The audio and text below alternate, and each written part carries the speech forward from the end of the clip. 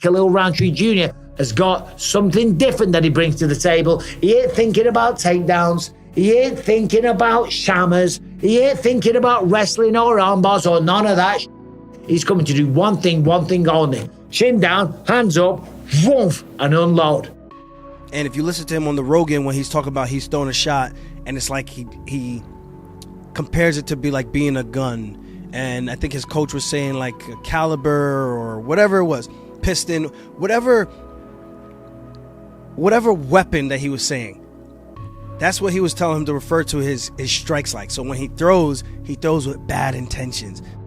And for somebody to think to put a camera on Khalil and have him share those old stories, I did not know he was an addicted smoker, by the way. I did not know that Khalil used to weigh 300 pounds and used this sport as a way of fixing his health, of fixing his life. That was before he was driven and having dreams of rising to the top of the card. I love stories like that because for many guys, the lights get too bright. It's a once in a lifetime moment. But for other guys, when it isn't their journey anyway, when it turns out I was doing this to keep myself healthy, to keep myself clean, now all of a sudden it doesn't come down as much to what happens in this one moment that can cause some guys to panic and freeze up. I'm telling you right now, Khalil Rountree is as dangerous as anybody that Alex Pereira has fought. I'm telling you right now. And with his story, with everything that he's been through, man, what a way to cap that off. And just by letting the world know and letting the future generations know that you can start here and completely change your life and end here. And he said it all the time. He used to drive by that billboard and he said to himself, one day he's going to be on that billboard. And he said when he was extremely overweight and depressed and dealing with all of the mental health issues, and now completely flipping his life, where Khalil Rountree could potentially be a light heavyweight champion of the world. Khalil Rountree Jr. came back from Thailand a while back. Me and Joe Rogan were amazed at how much more polished he looked in the striking. But then he's not only gotten better in terms of his polish, he has power like not many people have in this division, and he's big, Chael. I did a thing with him in Vegas at a golfing show, a golfing place, and I was amazed at how big Khalil Rountree Jr. is. And you also got to look at the background of Khalil Rountree, because it's phenomenal. This is a guy that wasn't even training mixed martial arts 15 years ago. In fact, 15 years ago when he was 19, he was 305 pounds. He was smoking 2 packets of cigarettes a day. He was addicted to junk food. He didn't know what a fruit or a vegetable was. And then he found mixed martial arts and he completely and utterly turned his life upside down, moved to Las Vegas, originally trained with Wanderlei Silva, found his way to Syndicate. Now, as you say, he's training out in Thailand. This life-saving opportunity that mixed martial arts has brought him. What a story. I think the number one thing has just been focus. Like I have zeroed in and focused on this exact moment. I've always, like, when I made a decision to really get serious about being a contender and really be serious about being a champion, my focus shifted. And so, as soon as Alex stepped in and dominated the way that he did, it's like, okay, then I've got to step up. I've got to fight harder to be able to get to where I want to get to. And so that's really the shift. And here we are now. Khalil Rountree has very quietly risen to this spot. I mean, Khalil has had the majority of his fights. He's won 5 of his last fights, 4 of them by stoppage. 1 of them over perennial top contender Anthony Smith.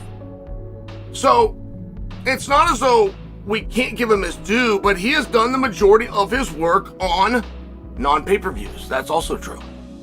So I have a feeling there will be some pushback to this because of the surprise factor.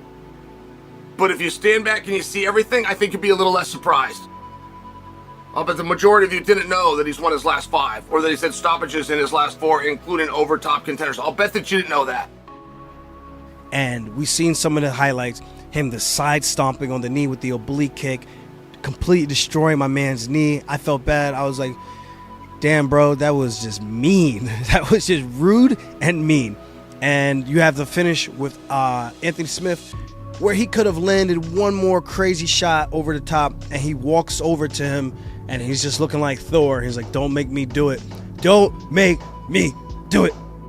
Because Rountree, when you look at him, defensively, he's very, very good. He's shelled up. He's almost like a Teenage Mutant Ninja Turtle, you know, with he's shelled up big time. His hands are high, his shoulders are up, his chin is tucked, he's on base, he's on balance, he checks leg kicks very well. He has really good leg kicks of his own, not to mention. So, as I say, stylistically, I think this is something that Pereira hasn't seen before in the UFC. You know, Khalil Rountree Jr. is one of the best human beings on this roster. He's a devastating striker. He's done so many things the right way. This is a guy who 5-6 years ago was having problems with Marcin Prachnio, and look at him now. So I'm really happy just for the human being that is Khalil Rountree Jr. And I would not be surprised if Khalil Rountree Jr.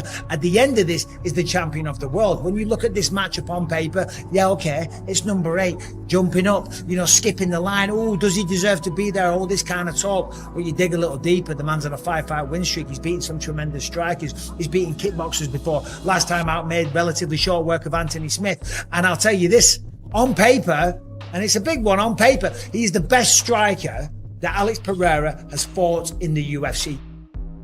He's ready, man, and I don't see any test, any person put in front of him that's going to be too big. Yeah, you know, I think that was the biggest thing from before. Like I said, when he left to go to Thailand, I don't think that, you know, we were all synced up like we are now. You know, there's just something about him when he came back. He matured. He became, you know, he's become the man that everybody around him knew he would become, and then I think he's ready for it. Like I said, Khalil's a special dude, not only talented, but he's just, like you said, he's different. He's a guy that, he's a free spirit. He's a, you know, he's a smart guy. He's a thinker, and he follows his heart and emotions a lot, and sometimes that's good, sometimes that's bad, but I think, like I said, we are synced up now, and we are having, you know, the best training that we've ever had as a coach and a fighter. John Wood is a great coach, man.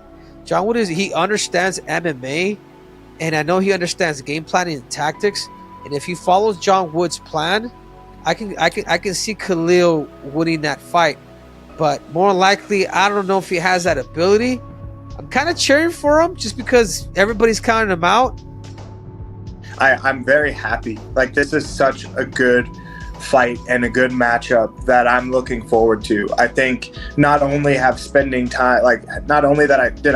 in Thailand, but I've always been a striker, like in my whole career. Like, people know me for the same, you know, for the same things. So I think that a fight at this magnitude against a guy with, you know, his accolades, it's such, like, I couldn't ask for a better fight. You know, I couldn't ask for a better fight stylistically. I couldn't ask for a better opponent. So I'm just really grateful, man. Like, I thank God every day that I'm in this position and that, like, it gets to happen the way that it does. Honestly, shout out to Khalil. You know, you gotta give him some love. You know, we got in this business to fight for championships and fight for titles, and he's getting that opportunity. Although I don't feel that he should be even in the conversation for an opportunity like this. You can't argue with the fact that work puts you in position for things like this. He's on a 5-fight win streak. He's on a you know what I mean? So he's been doing his thing in that regard to get himself in that position, I guess. I think Khalil Rountree shocks the world. I think we knocks are. him out. We are. Yes, Utah. You're right. Crazy things happen in Utah, and look at our champions right now. So I think Khalil Rountree is extremely explosive, extremely powerful. His Muay Thai is incredible. When he's launching them, he gonna find your face.